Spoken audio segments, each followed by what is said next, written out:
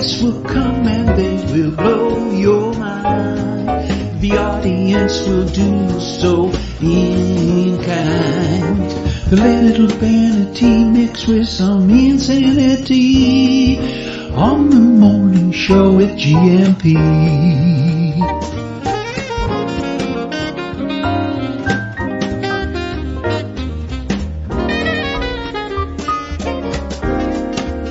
Hey, Gumpers.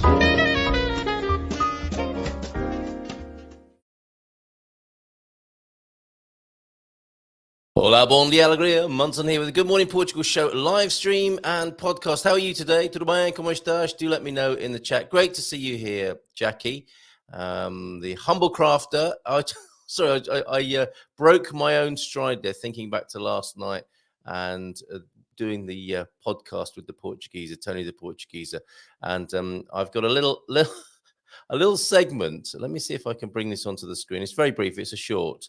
I've got a fantastic show lined up for you today. Astrid, I hope, will be popping in from Expats Portugal with the big news that she's been teasing us with for a little while. Paul Rees joining us in a few minutes as well. And we're going to have an amazing conversation about his father, his late father, and the obituary that Paul put together, which is incredible.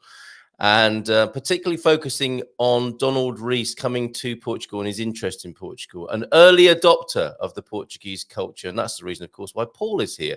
So we'll hear more from Paul about Donald. And Heather Binder of Boots on the Ground Portugal will be joining us at around 9:30 as well, with a focus on Caldas de Rainha, because that's our Portuguese point of interest this week. Astrid joining us in just a moment as well. The big news, she's been teasing us for a couple of weeks now, or me at least, and we'll be able to do the big reveal this morning.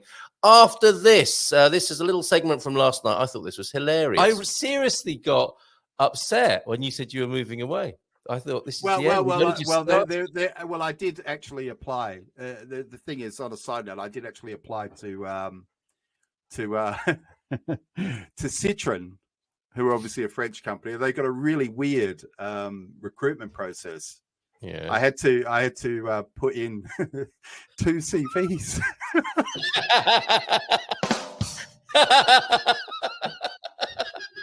Hey! Well, that barely raised a titter. 2 CVs, Citroën. Okay, all right. Let's give her a nice big round of applause and bring Astrid onto the screen. Follow that, Astrid. Hola, Good morning. How are you this morning? Oh, I'm so busy, Carl. It's just Yes, of course you are. Yes. It's crazy, but it's good. It's good. It's very exciting and yes. Very busy. All right, and the weather report first of all, if you don't mind, just take your mind off the massive in tray you have at the moment. How's your weather in Cascais this morning? Cloudy and raining, but humid.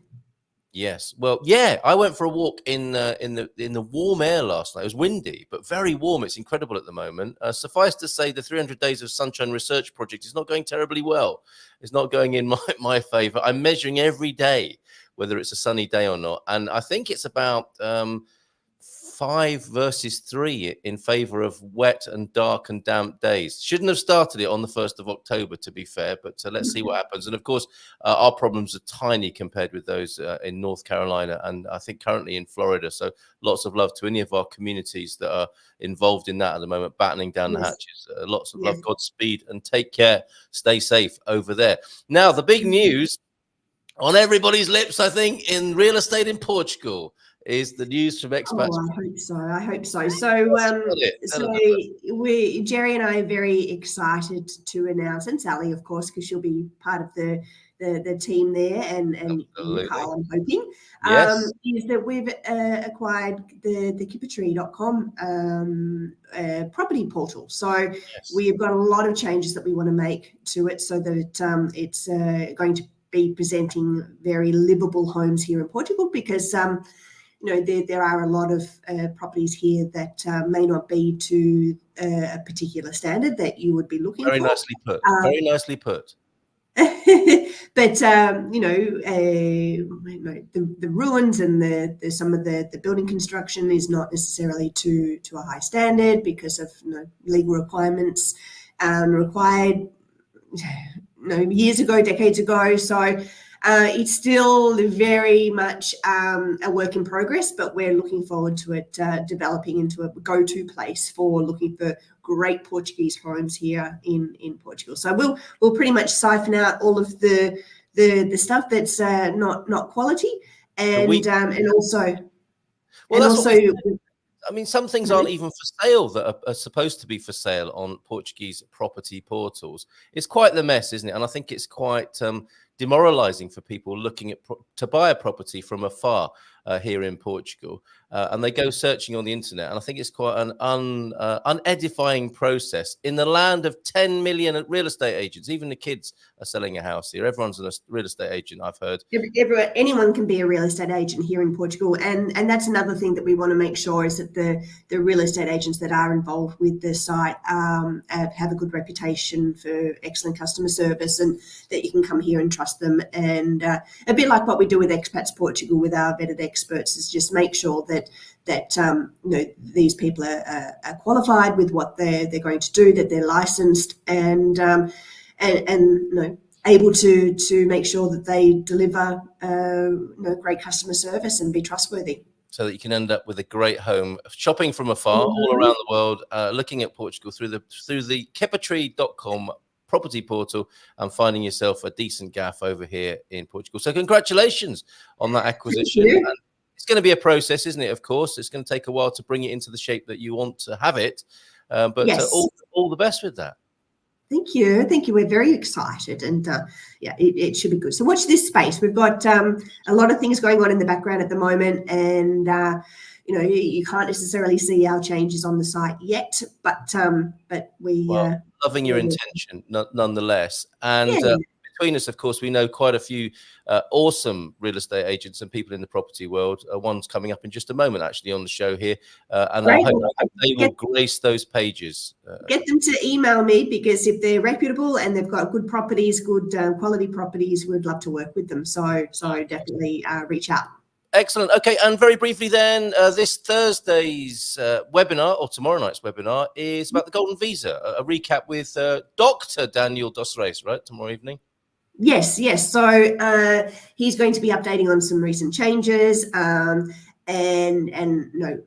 who qualifies for the Golden Visa, the kinds of investments that you need. We do quite a bit with Holborn assets, but there are a lot more other Golden Visa opportunities out there if you're not necessarily wanting to invest in bricks and mortar, not necessarily real estate, but in businesses with hotels and things like that. So there are other opportunities out there. So Daniel's going to give a bit more of an overview of the legal requirements for the Golden Visa and what to expect.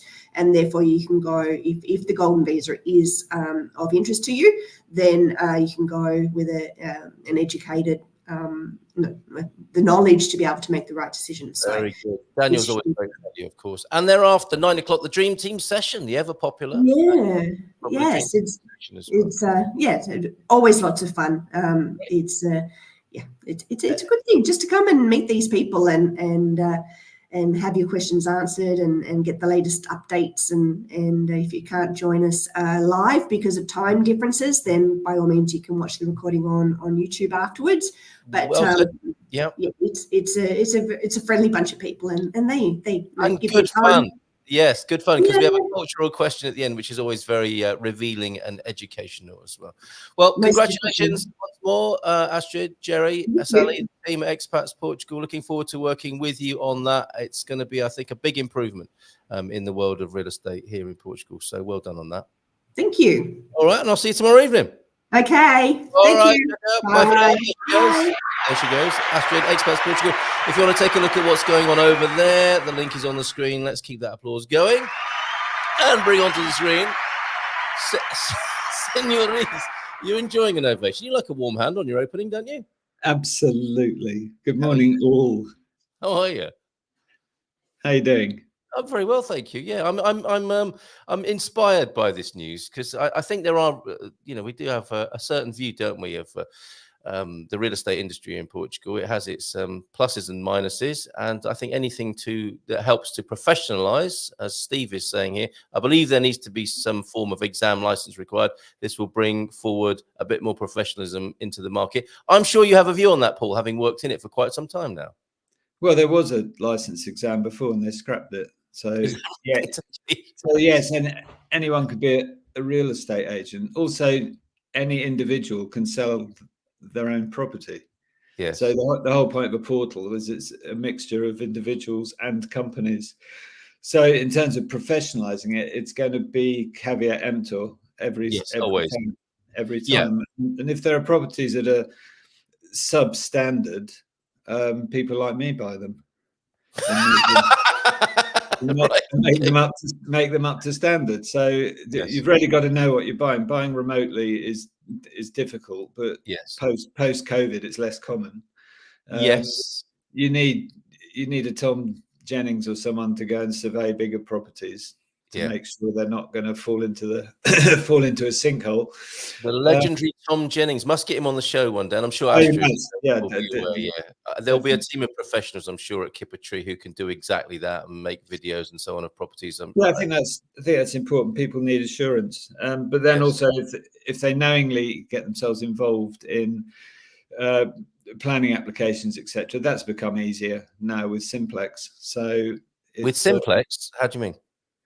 The new property regulations for submitting projects to camera changed this year.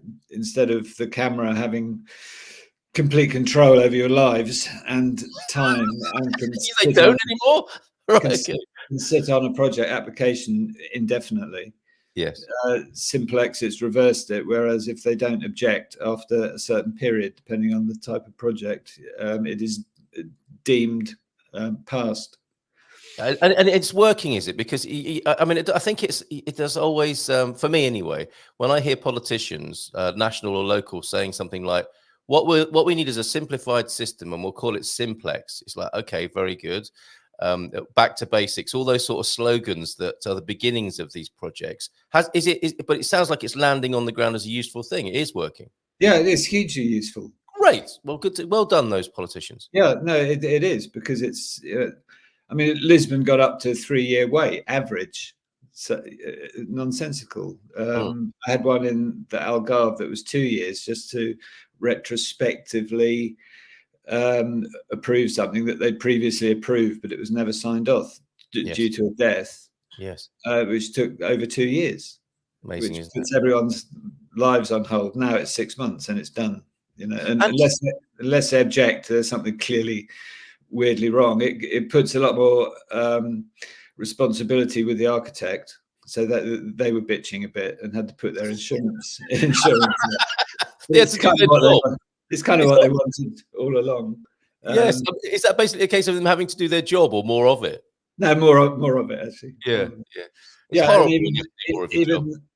Even the sort of post-approval specialities now, it's you just file them, you don't submit them and wait for bitchy comments coming back from the council. Right. They got used to doing that, I suppose, didn't they? No, it's good. It is good. But going back to the portal, I mean, the whole point of a portal is a mixture of companies and individuals. Yes. So in terms of professionalizing it, I wish them every success. I think Kippertree has got a lot of upside. Let me put it that way. Yeah, for sure. And an interesting development for those of us working in that sort of area here in Portugal. And I think they want to do a bit of pre-qualification, which I don't think would go amiss either.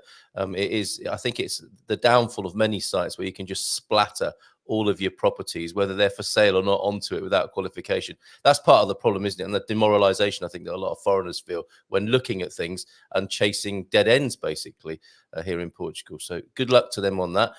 There is a beautiful property. I've put a listing, one of your listings in the chat there. We may get round to talking about this, but I want to talk about your father because he's an amazing chap. There's an incredible obituary that you wrote, and I want to talk specifically about him discovering and moving to Portugal and love of Portugal. The property is Casa do Convento, which you'll see in the chat, which is from one extreme to another. I had featured your €78,000 property in Figueiras dos Vinhos. This one's up going close up to €1 million. So you cover the whole portfolio, I think it's fair to say, Paul, and people can take a look at that if they want to. So let's talk about Donald Rees then. And particularly, your incredibly inspirational father. Yeah, it was. Firstly, it wasn't an obituary. Was it not? Well, it's a largely an autobiography. So okay. I beg your pardon. He wrote it, and it was transcribed and put into shape by a family member. Okay. And then put on Algarve Daily News website when I owned it, and it's sat there ever since. And it's a celebration of his life, though, for sure, right? Yeah, it is. And the good thing about having it on the web is that the distant cousins have written in and said, "Oh, by the way, here's an extra bit of story. Here's more pictures here." Oh. So it's quite interactive, yeah. But he was a well-known figure in the Algarve, moving there in the early '80s. So as part of that well-pensioned crew that turned up after a lifetime of service, including the war.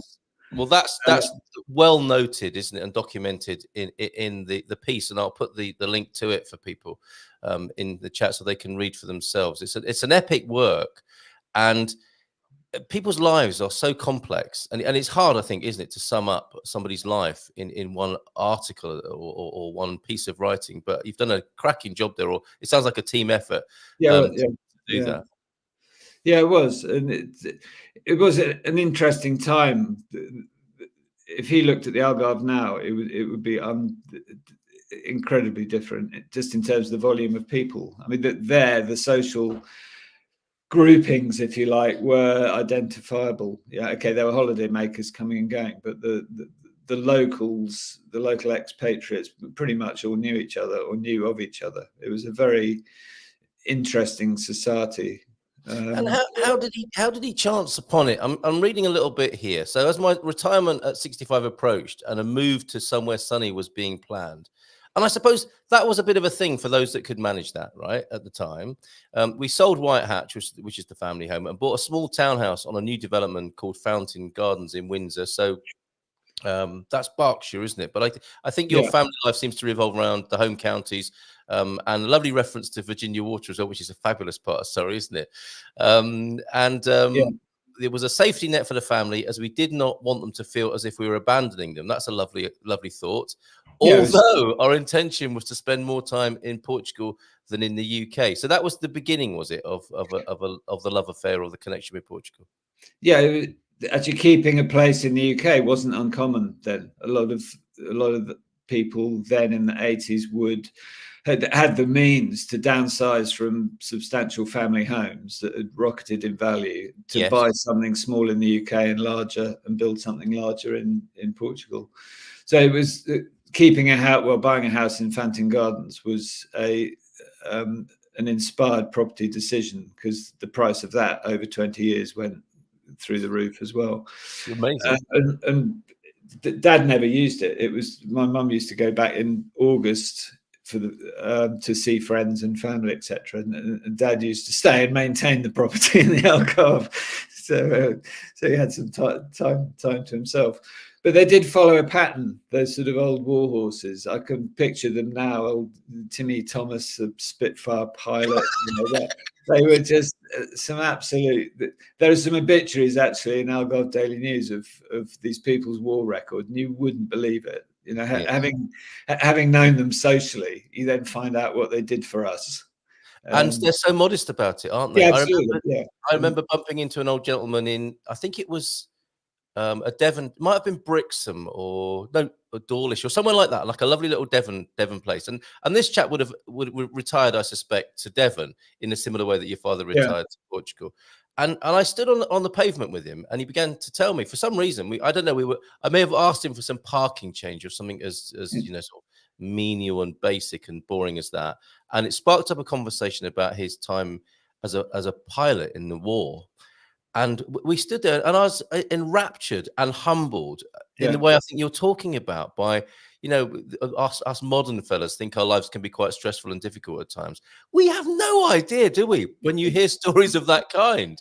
And it puts our problems and challenges of the modern age into insignificance. Yeah, and I think certainly with my dad, it had an effect, because when he came back from the war, they had a far lower attrition rate than the First World War. But most of his mates were dead, like his pub group and everything. It was surprising. And he determined that every day certainly was a bonus. And he carried that through his business career, where he was responsible for several hundred people. And he was always cheerful because he said, "What worse could happen?" I've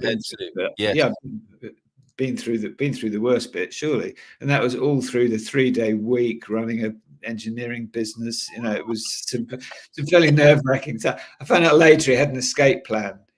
My parents had accumulated Krugerrands that they'd hidden in the attic and were planning to escape to Jersey if it all went wrong. Again, epic behavior, right? That's such an exciting romantic plan B, isn't it? Yeah. I hesitated to ask what would have happened to the children. I presume we were included. We'd have sorted that out. We'd have figured that out. Don't worry. We'd have sent somebody for you. Yeah. What are you doing up there? I'm just checking the Krugerrands. Oh, yeah. Okay. Yeah, fair enough.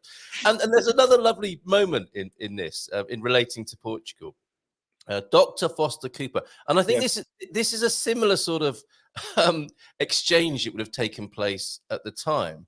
And I think we've all got somebody like this in our lives, possibly. I know I do. And actually, it's another doctor, a very different kind of doctor, but the doctor who suggested to me I might take a look at Portugal. And I think if you cast your mind back, and anyone who's here now, there may have been a chance, a conversation where somebody said to you, you need to take a look at Portugal. And it sounds like for your father, it was Dr. Foster Cooper, our old and dearest friend, advised me not to stay in the Thames Valley, as it would take too great a toll on my health.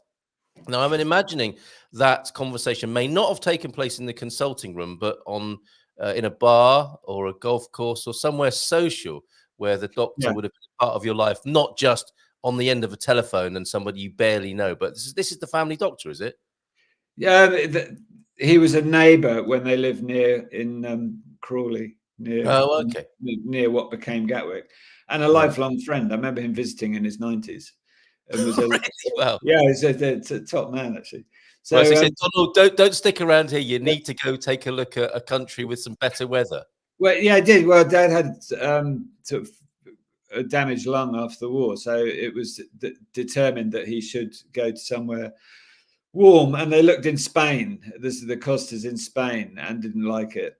And they had a lifelong friend. One of my mum's friends who they'd met in Madeira, actually, who said, "Oh, we have a little place." She was married to a pilot, or going out with a pilot then, who she later married, and they had a villa on a development somewhere, and said, "Oh, do use it?" And they used it, and immediately thought, "This is definitely the place." And then spent some time looking for land. Mum was always good at property. They bought some land and built a house in the time when you could sort of select a field and get a builder in, Jorge de Lagos, and built a really nice villa. Incredible. And it's a real, like pioneers, trendsetters, pathfinders. Yeah. And talking about property quality, there really wasn't the quality then. The estates were starting to go up, but if you wanted a solid family villa, you built it yourself. Right. Okay. And as in built it yourself. I mean, was he quite hands-on as well? I don't mean physically do the bricks. Well, some people do, though, don't they? I mean, they do. But he needed it's a new build then, so he needed a registered builder. But he did design and put in things like cavity wall insulation and heating, and extraordinary newfangled building technologies, newfangled things. So they added to the house over the years, and it was bought in 2003, I think, by the Gears family, Alison and Jamie, who still live there. Really? So obviously a well-built place. There's something in the blood then of the Reeses when it comes to property development and building. And yeah, I think so. Yeah, Mum was always good at. That's my parents sat in the garden actually at Quinta do Sobrero, Porsche's Value, with some nice Portuguese detailing in the background there. I think a bit of calçada, calçada going on. They're having a lovely time there, aren't they? And just staying with Foster Cooper. Furthermore, he told us about his house in the little village of Carvoeiro in the Algarve region of Portugal, and extended an invitation for us to visit. These sound like such fantastic times, don't they? On a propeller plane, possibly coming over to Portugal. We liked it very much, and maybe donkeys still. Oh yeah, definitely.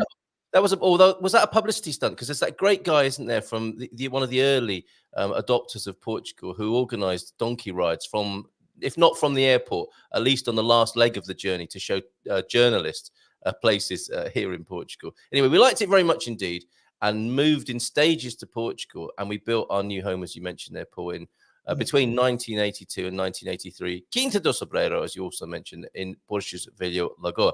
Now, from their recollections, and probably yours as well, what was Capoeira like at that time compared to how it is now? It was smaller, but the estates had started to be built. I think one of the big estates was a British company. It was a holiday destination then. I don't remember it as the pocket handkerchief size fishing village. That you'd have to go back to the 60s, yes, and very early 70s for that. But because it was achingly pretty, yes, it was it started to become a tourist zone. I didn't tend to socialize in Capoeira too much because it was kind of bar-y and late night. So what was happening for you at that time then? So you were aware of your parents having discovered this place and talking fondly about it. What was happening in your head and your life at the time? Well, I visited in 83, and I actually moved here for a couple of years in 86, 87. Tell us about that. What's it like? So that's my sort of baseline for memories. Yeah. But from 02, I had every Christmas here. I used to take 2 or 3 weeks over Christmas. I had plenty of time to potter and drive around, with various brothers if they're over. But I came over every year. I think I missed 2 years in 25 for Christmases. So it was, it's interesting seeing my parents' development. And they're very happy retired. They're a couple of old lovebirds, really. You can see that, can't you, from the picture? Yeah, no, it was good as a. I mean, a lot of people have worries with their aging parents, health care, money care, everything, and it's a permanent strain. But mine, luckily, were economically independent and lived in a nice place, so it was a pleasure to visit. So it's what a lovely thing to nice set of circumstances. Yes. And interesting. I want to ask you, given your deep and intimate connection, obviously, with this situation with your parents and the whole move to Portugal, and the backstory, your father's backstory of an incredible life, incredible hardship and difficulty at times, and horrible situations to be in, which obviously formed his character and gave him a certain worldview. Do you think human beings, ironically, need terrible adversity to be as brilliant as your father sounds? Well, this is the pop star syndrome, isn't it? The best music and the best pop stars are when they're poverty stricken in the gutter. Oh, well, like Jimi Hendrix, like in his bed sitting. Yes, in London. Yeah, okay. Yeah, but I mean, it's not always true, but the best art, it seems to be formed in the through poverty and oppression and what adversity. Yeah, yes. Exactly that. So, it's interesting. I mean, on the other side of the coin, my father said that the war was the making of him. But yes. Before that, he sort of joined the family firm and was a sort of gawky person who didn't really have a role, and the army trained him to be an engineer, so he did effectively a university course in 9 months, and then he went out and did his bit all over and in the Far East, where he was sent because he'd worked on the D-Day equipment, so it sent everybody in that team far away in case they were captured within Europe. And he came back a man. He realized he could lead men. He was a leader. Yeah. And he engendered respect. And I don't think it would have taken him far longer if in civilian life, I think, to find his way to that position. But as opposed to being forged in that fire. Yeah, exactly. Yeah. And he took over the family company in preference to his elder brother. He was appointed, and his elder brother was sacked. Yeah, right. Yeah, an entirely different story then. The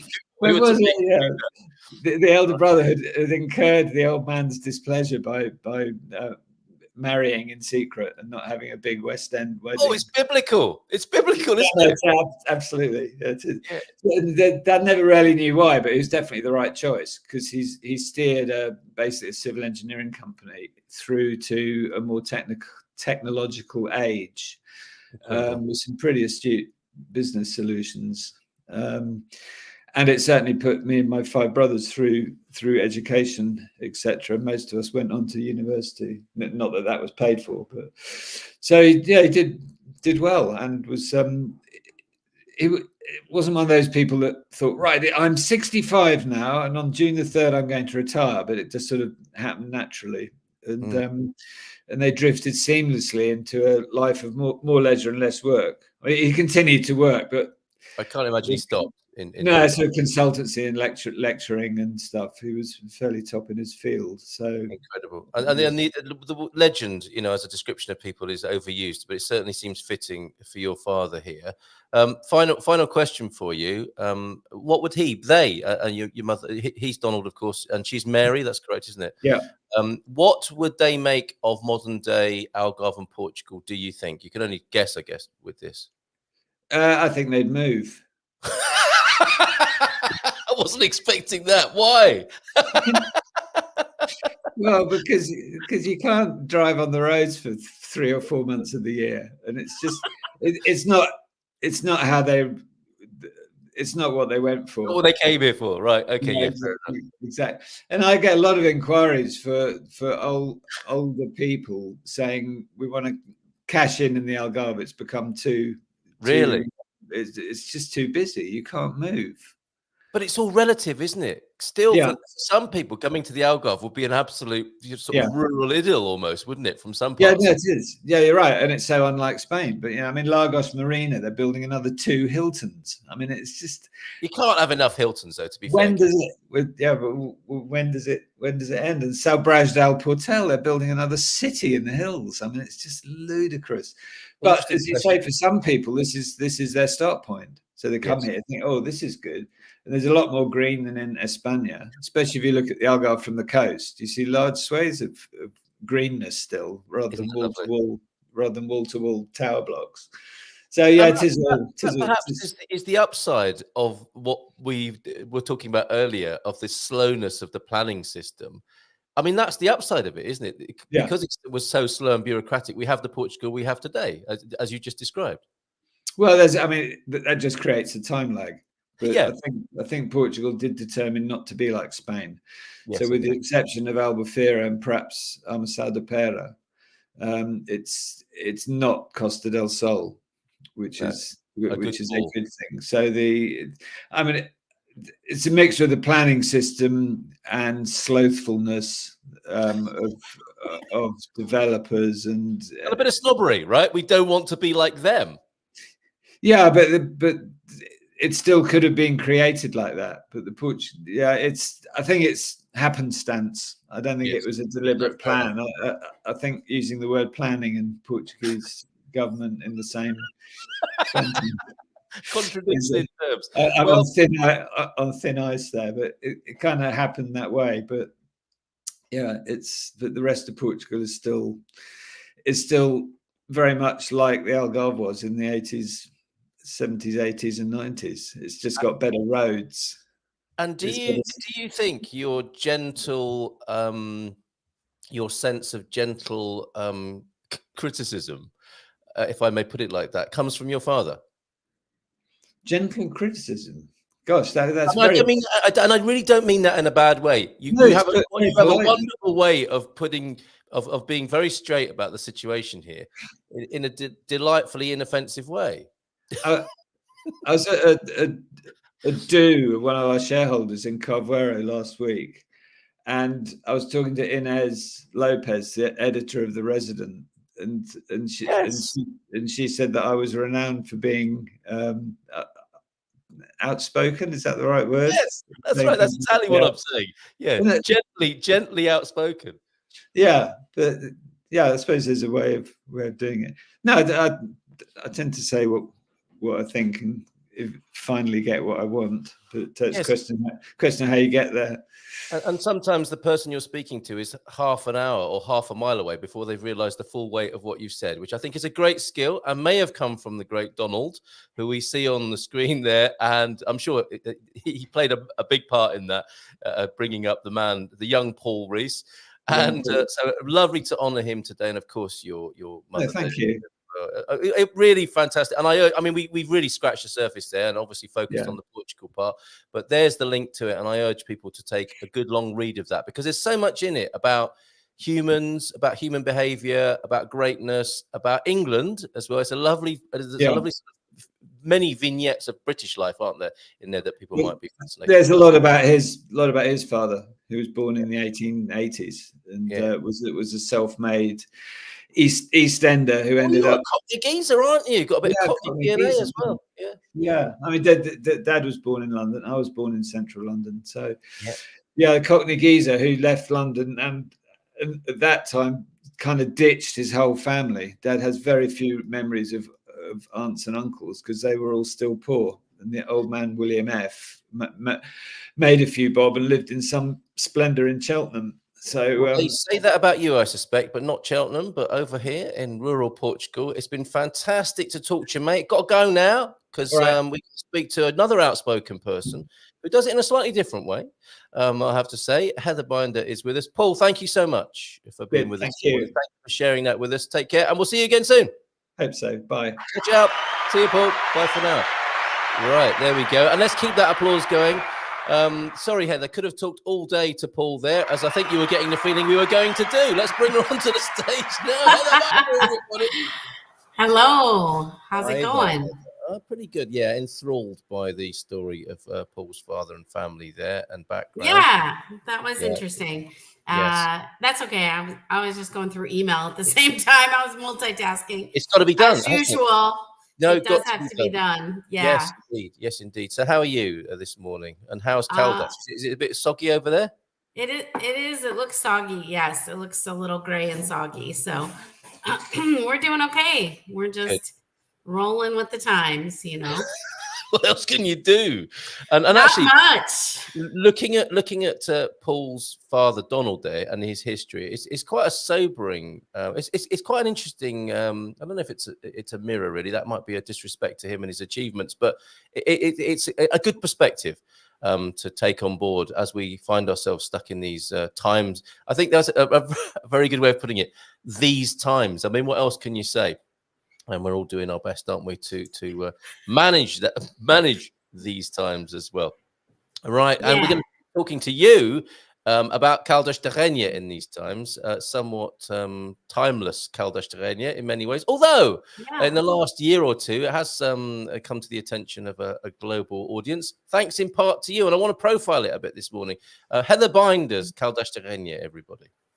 Well, don't blame me for making it popular.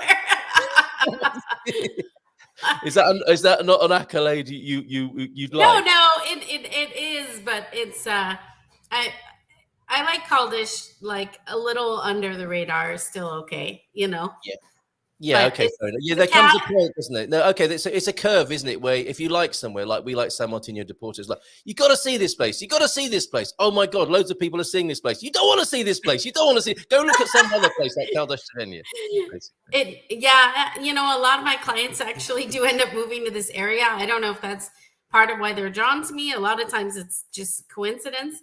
But it's kind of nice. I mean, it is nice when they do, because it's fun to get to meet them in person and, we can give a little bit more service sometimes, being that we're able to be in person at times. So yeah, it's lovely. And we live in the countryside, so you can't, there's not 8 million people moving out here, so it's okay. Not yet, anyway. Okay, so tell us about it and what you love about it, and see if we can change that. Maybe all 8 million shouldn't move at once, because that could be quite disruptive. But what is it that you particularly love about Caldas de Rainha, our Portuguese point of interest this week? Well, as far as the countryside, it's just quiet. It's beautiful. We have a beautiful view. It's very peaceful. And of course, all my neighbors are like GNR, so that helps, which is like the military police. There is a band. There is a Portuguese band called the GNR. Really? Yeah. So you're not talking about them, are you? You're talking about No. Yeah. They're all like family, but it's good because I'm pretty sure that's good for as far as we're concerned. Let's just put it that way. I don't know if Portuguese in general would be happy with that because they have a little different view on police or military police, but we like them, and they're good neighbors. So it's lovely, you know. As far as town goes, it's just comfortable. It's easy now that I've mostly figured it out. My husband is like so good with directions, so he's like totally figured it all out. But I still have pieces where I'm like, wait, okay, oh yeah, okay, now there's this chunk of town. Like I still have kind of like pieces of town in my head. Yeah, yes. Well, because I came from Phoenix, and Phoenix is a grid. So I learned, you know, and I was in real estate forever. And so I don't know. I learned with the map book back in the day. I mean, when I first started in real estate, I didn't even have a cell phone, you know, at the very beginning, I was 25.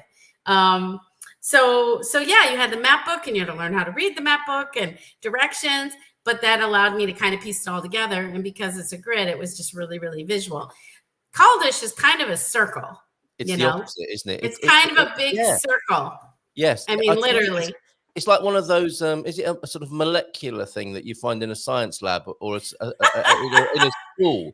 Because it is blobs of interest, isn't it? There is no grid. And I think this could be working Caldish's favor, or anybody who wants to keep it a secret. If you visit, you're very unlikely to see it all in one go. Or if you drive through it, you will be misled by your own perception of the place because it's not obvious, is it? No, I was gonna say, like you don't see what's cool about it. Like I can see a ton of people driving through it, and in fact, when I came in 2017 the first time with my mom, we did drive through it. I know we drove up to the park, but we didn't walk around because my mom was having some issues and needed back surgery, so walking was really hard. So we did a lot of things just by driving, really.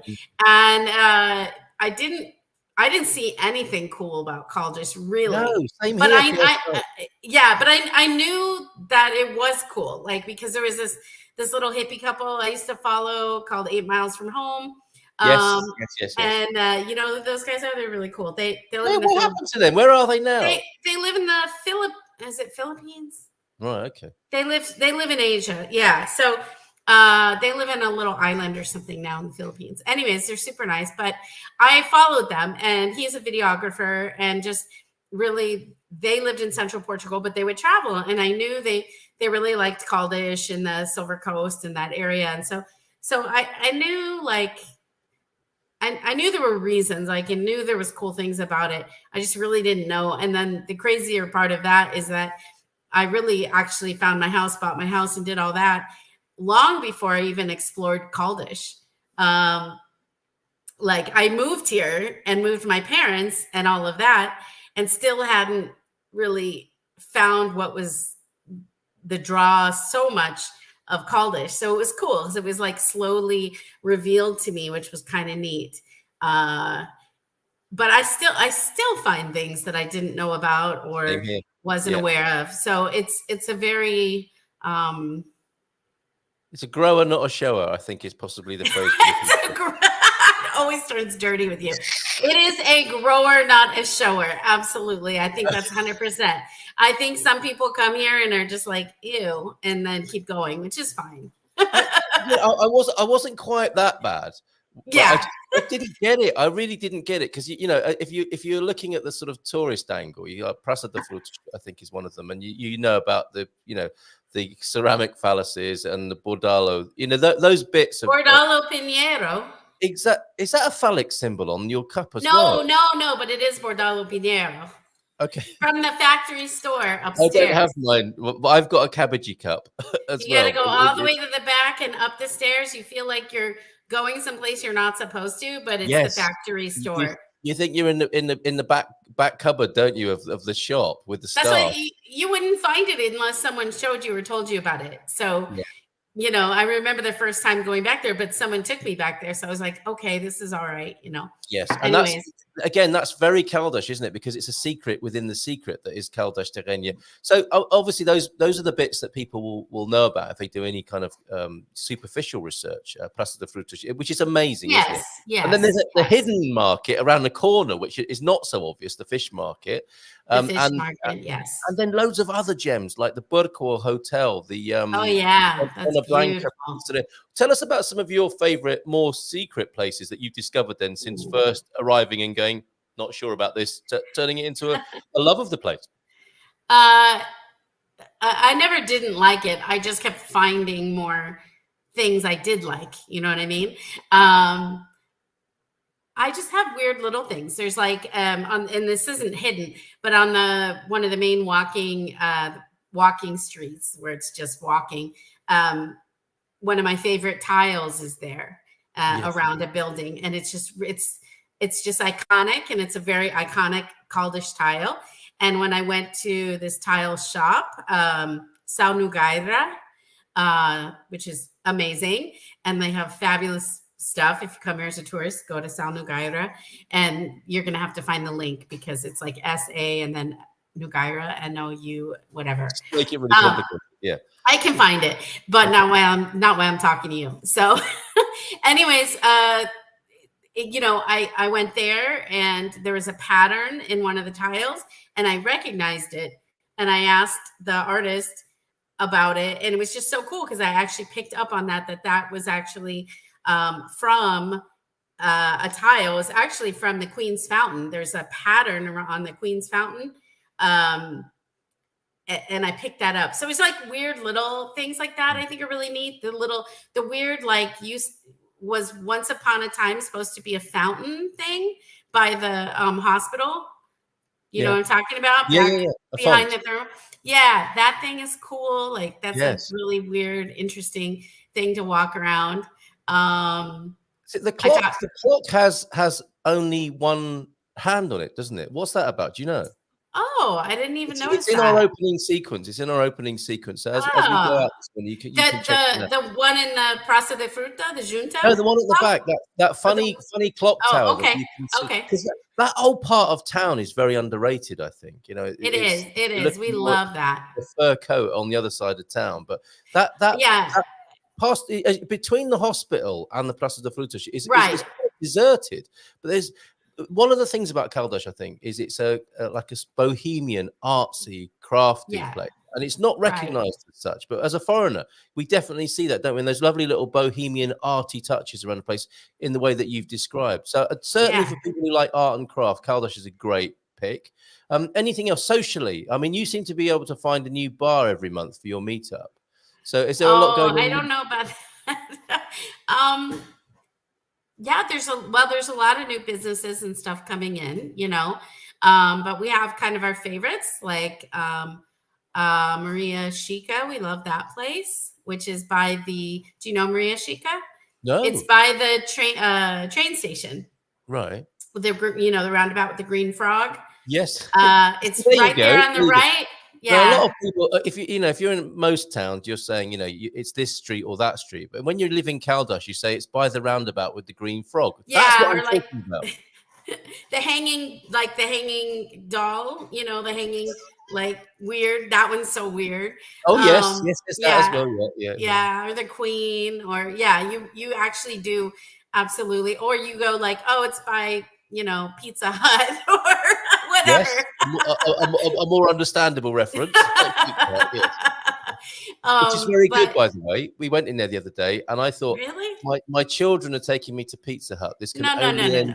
Come on, La Piazza, Donna Branco. We have like amazing pizza in this town. No, it's not either or. It's just my kids wanted to go there. And I'm thinking this is going to end badly. It's going to be like going to KFC where you go there. Okay, I don't need to come here for another year now. Everyone in the family is suitably feeling sick and wishing we hadn't done that. And I thought that's how we'd feel after going into Pizza Hut. Au contraire, we really enjoyed it. Contraire. Au contraire. But that doesn't mean we don't love you, Donna Branca. We love you more. Donna Branca's amazing as well, isn't it?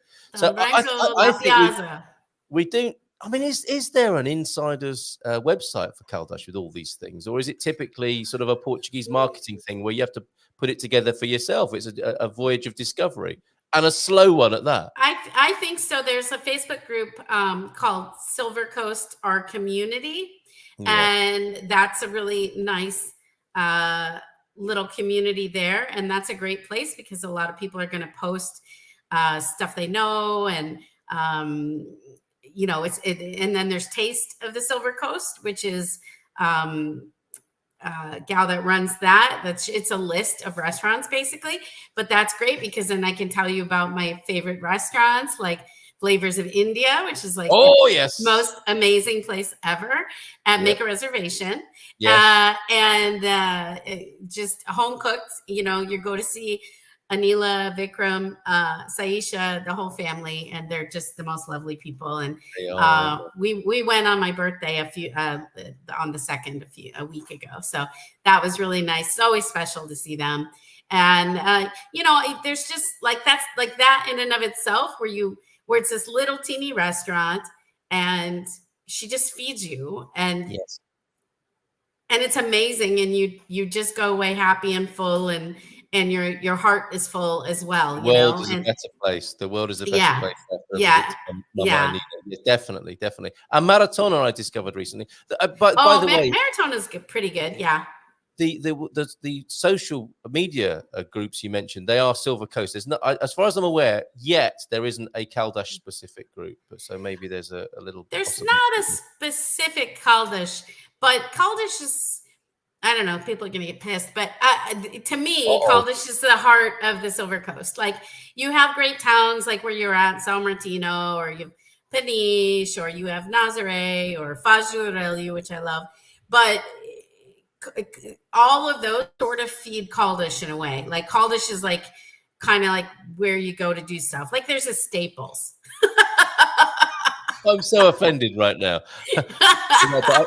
I think you're right. It is the municipal capital in a way, isn't it? Or the administrative capital. And it just has like a lot of useful stuff. And I don't know. I find a lot of people that live, even like I have clients that live in Lourinhã down south, or people that live in Peniche or whatever, they will drive like the 20 minutes or half an hour. Or even my friend Mark that's in Nazaré, he'll drive all the way from Nazaré, you know, to come down into Caldas, which it's only like, I don't know how far it is, half hour from my house. So it's less than that.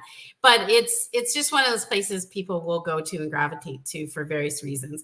And yes, and our fruit market, I don't know, you didn't say that, so I will just plug that.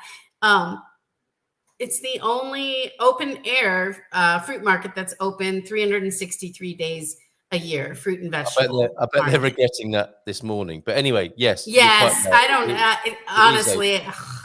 And they have to set those things up all the time. Like, oh my gosh, every freaking day. A little tip: if you're getting an Airbnb and you think, I found an Airbnb that overlooks the Praça da Fruta, think again.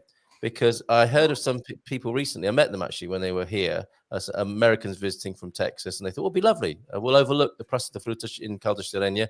However, what they didn't figure out is that those people are setting up their stalls at about 4 in the morning, clanking the metalwork of those stalls. So unless you want to get up early in the morning as part of your Portuguese tour, maybe get an Airbnb a little bit further away. Over on the other side, Dom Carlos Park, we haven't mentioned. La Vie, one of the best shopping malls in. Yes. Or you can stay at the Sana Hotel, which I love, which is right across the street from the park and down the street from the market. Or 19 Tile is also quite lovely. Oh, yes. Some great gourmet restaurants there as well. So we do. Yeah, and Maria dos Cacos is right there, which I still haven't been to. We have some great restaurants. We really have some. You do. Really well, I'm glad I asked places. you. So, if you don't mind, finally, I mean, share anything with me that you want to say about Caldas that I haven't already asked you. But also, can we do like Heather's alternative 1, 2, 3 of things to do in Caldash? I know you're going to keep some of your favorite things a secret, but what are the things off the beaten track that you're not going to see in a tourist guide that you would recommend to people visiting Caldash? So when you go to the thermal hospital, and you walk back behind it, it was part of that area. But you look up, and I forget what they're called. Someone out there knows what they're called. But you have those. They're the gutter things, right? The gutters off the the church back there. Yes, the stonework. Yes. Yeah, and there's one with this woman with like big boobs, but she's like a fish or something. I don't know. It's one of those goofy ones where and then she's what do they call those things? I don't know. Gargoyles, aren't they? Gargoyle. Well, it's not really gargoyle because it's like literally a gutter, like it's a spout. A sculpted spigot. Her mouth. Let's call her a sculpted spigot.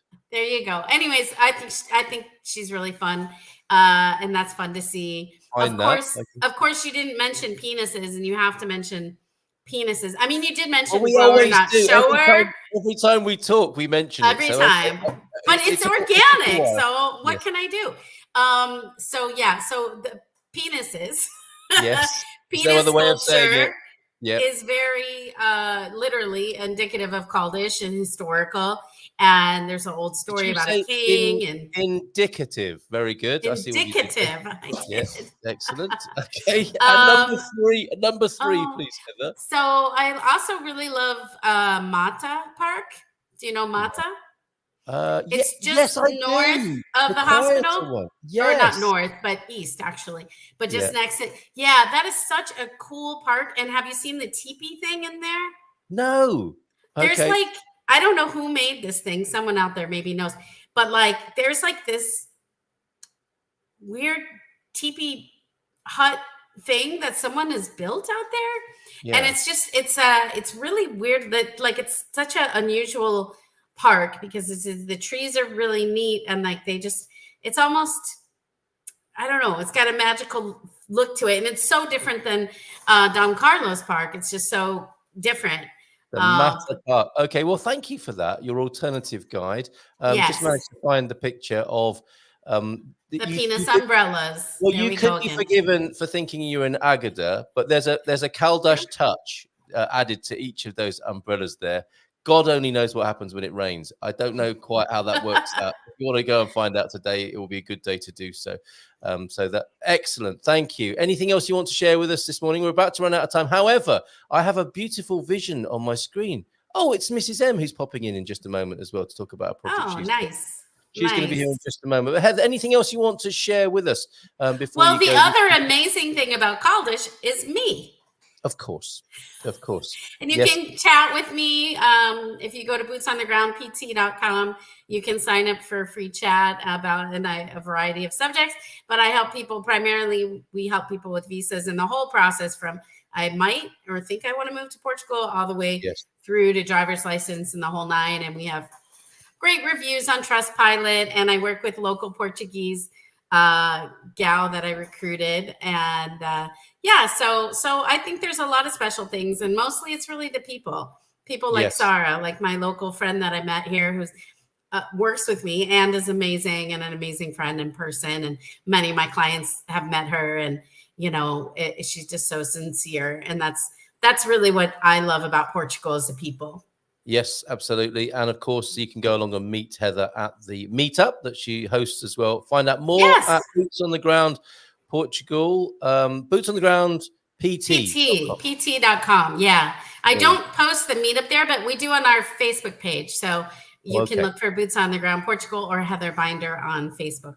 There is the website on the screen for you there, bottom left-hand corner, bootsonthegroundpt.com. Always great fun talking to you. One final question for you, Heather.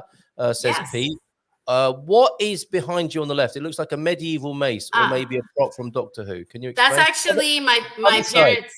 That's my parrot's cage. Oh, the other side. The other side. There's that. Steely Dan. It's so funny because I've lived with this artwork for so long, so it doesn't even strike me as weird, but it's weird. I know.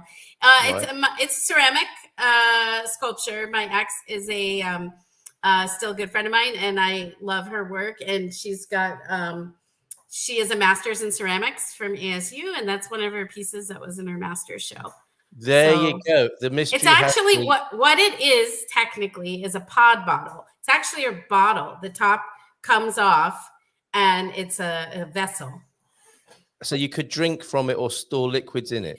You couldn't really drink from it, and you don't really store stuff. And technically, we silicone the top on for safety, right. Because I did bring it from Arizona, as well as another sculpture that's larger that you can't see, that's off camera, and a bunch of other stuff.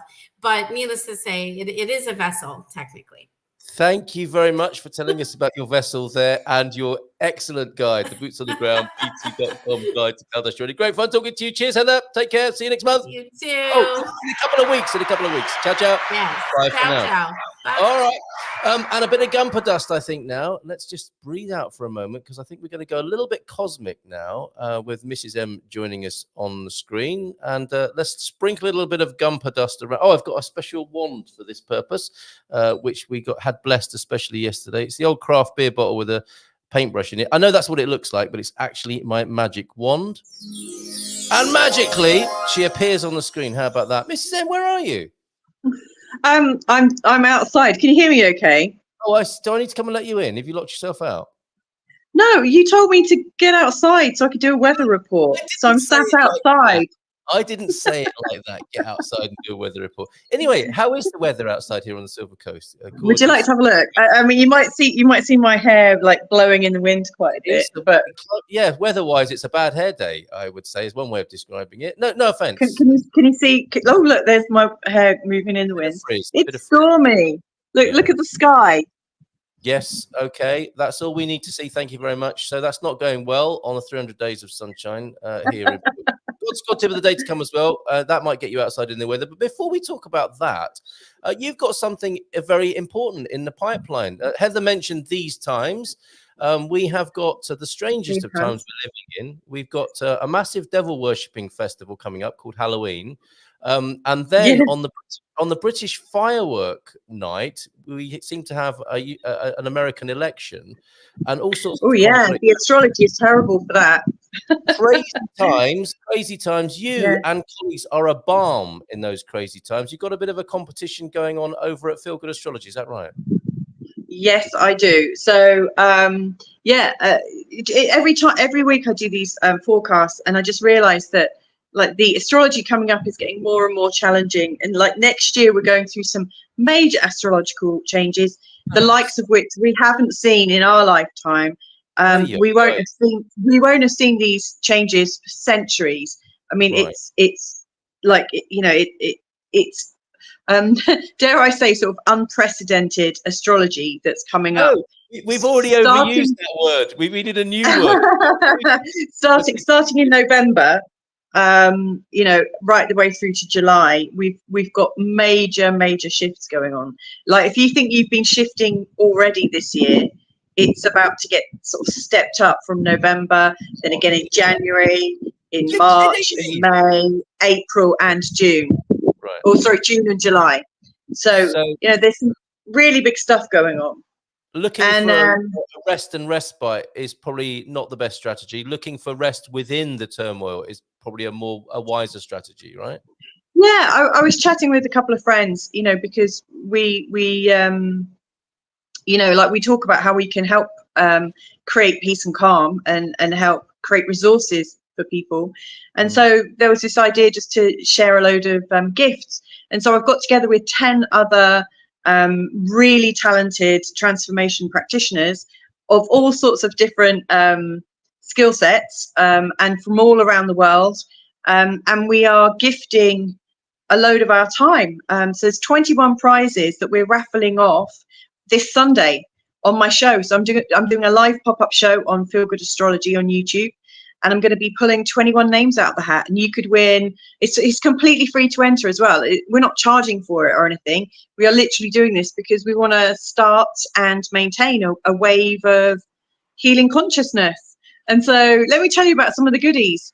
We've got read through the list because sure, it's a fabulous lineup. Some people from the GMP community crossing over on the Venn diagram there.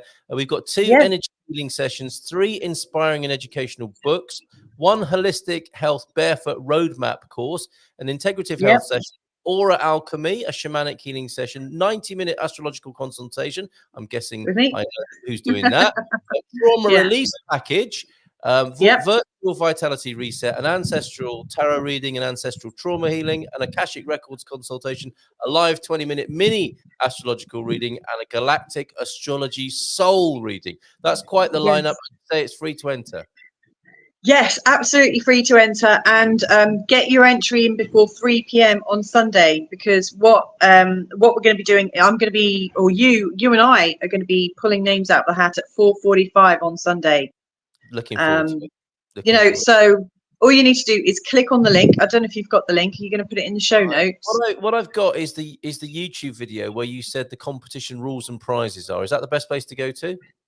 You can do, and then in the description field below, there's a Google form link, and it takes you to Google. All we need is your name and email address, so that we can pull your name out of a hat. And if you do want a free reading, I'm also doing 3 free readings on the show. So like pop-up readings as well. So I think it's going to be fun. I'm going to invite some people to join me on the show as well. So who knows how it's going to go. All right, that's a lovely giveaway in these times. That's how we're referring to them. Shifting a blockage sounds very uncomfortable. Few weeks there, and you're not. I mean, this is the new normal, I suppose, is another way of putting it, as well as using unprecedented. That cliche from 2020. Well, I guess what really occurs to me is everyone I'm talking to at the moment is feeling like they're changing. They're going through changes, and for some people, that they appear to be lightening up, and things are getting clearer because all of a sudden, I don't know, they've kind of moved beyond something that was holding them back. But I think a lot of people right now are coming up to, that core thing that has always held them back. So I think to me, it just feels like we're kind of meeting ourselves at a deeper level right now. And for people who are used to it, it's easy, and they're able to kind of blast on through it. But, if you're not used to seeing your patterns up close and personal, then it's a bit painful. And so really this is just to support people in a multitude of ways, and also to introduce people to my great friends who are amazing and talented and absolutely of service. I'd love to think that we can help bring on the next load of people who want to offer their services as well. So who knows where this is going to go. Wonderful.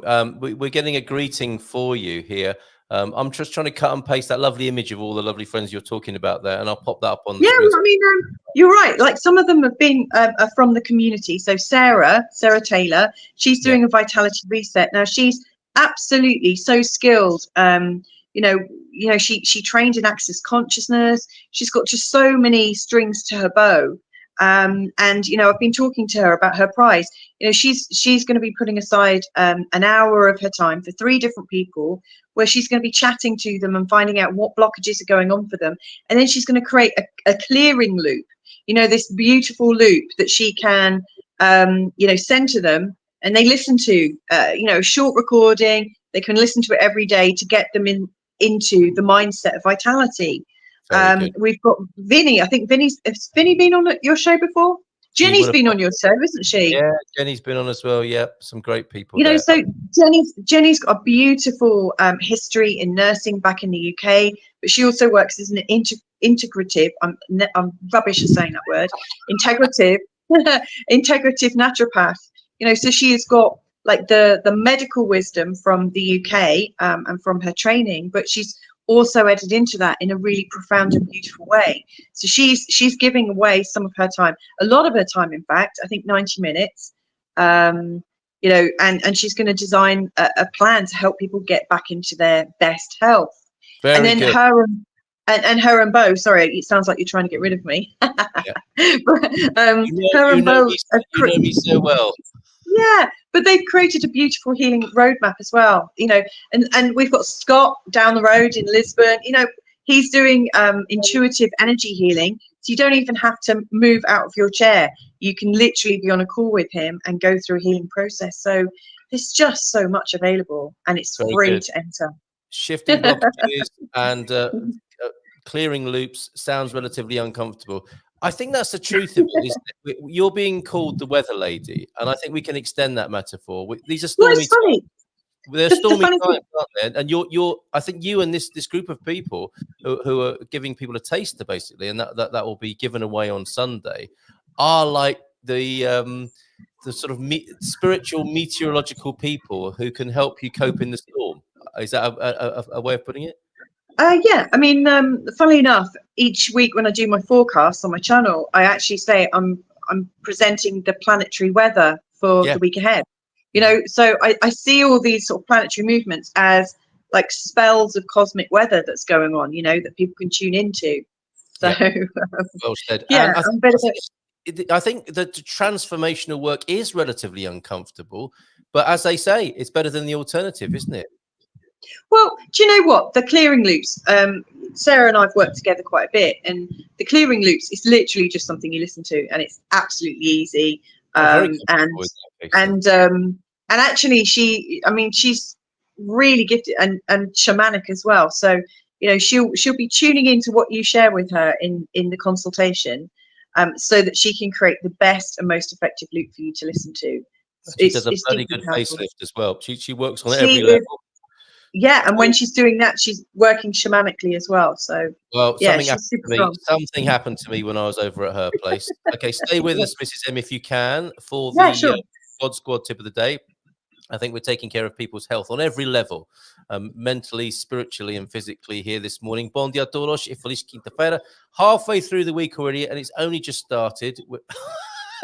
We're off to visit Batersia Power Station today, which is one of the largest construction projects. Isn't that the one that's on the cover of the Pink Floyd album? In London, over the past 20 years or so, now a high-end shopping centre and apartment complex has become a destination. We used to have warehouse parties in there, didn't we, Pete? Though it will be interesting to see how busy it is on a chilly Wednesday. Have fun there, Coach Turner. Your God Squad tip of the day. Last nutrition tip of the week, Mrs. M, and no mention of specific measurement systems. Well done. If you're trying to lose a little weight, then sugar is your enemy. Mrs. M tells me this. Avoid sweet treats if you can. The body converts it easily into fat and stores it to use when there's a need. And it's not just glucose that counts, but fructose as well. So it's worth avoiding fruit for a while as well. Wow. If I need a little snack, I tend to have nuts or raw vegetables such as carrots, peppers, and cucumber. Then when I've lost a few pounds, I go back to fruit again. Very interesting. The other thing I try to avoid is mass-produced bread that is full of additives. I stick to sourdough or crisp breads, and that helps. We're all different though, so find out what works for you. Anything to add to that, Mrs. M? I think you'd endorse that. Well, I'm not a nutritionist, but I absolutely agree. Find out what works well for you. Yes, again, another hallmark of these times. That's what we're being invited to do, isn't it? It's not ideological solutions, general broad brush. Yeah, I mean, there is a tendency at the moment, I think, that you know, like mass solutions are like put forward, and this is the thing that you do. But we're all different. We're all on different paths. We should follow our own path, our own intuition.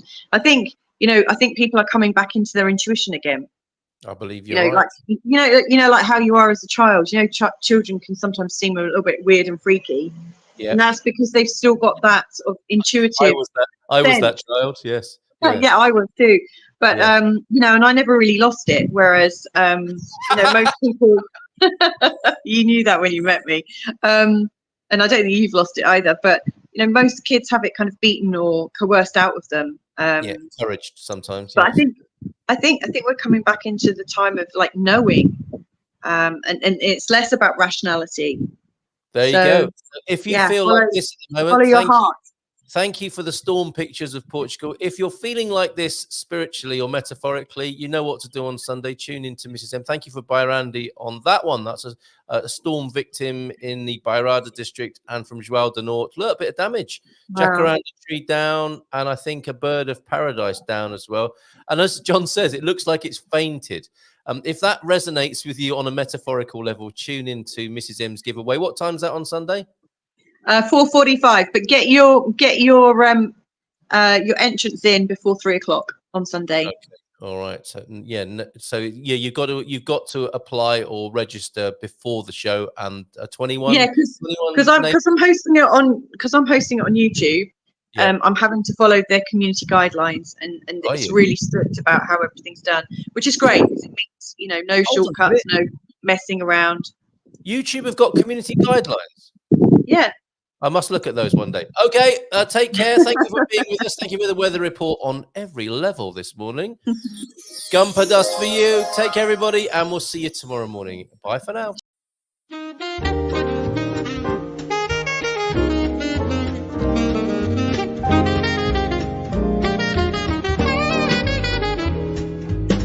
In Portugal, there's a YouTube show full of fun facts you need to know. Carl rings the bell and the members show to the GMP morning show. Featured guests will come and they will blow your mind. The audience will do so in kind. The little vanity mixed with some insanity on the morning show with GMP.